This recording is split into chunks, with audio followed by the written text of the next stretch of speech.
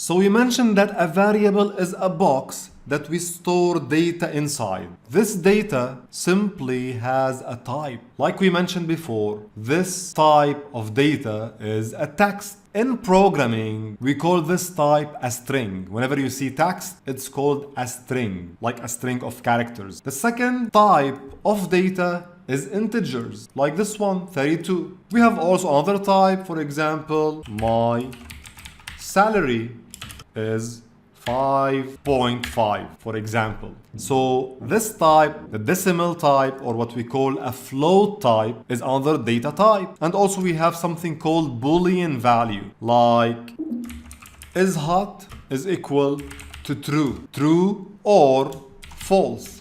So a Boolean data type takes only two values, true or false. So simply, data types is the type of data you are putting inside the variables, inside the boxes.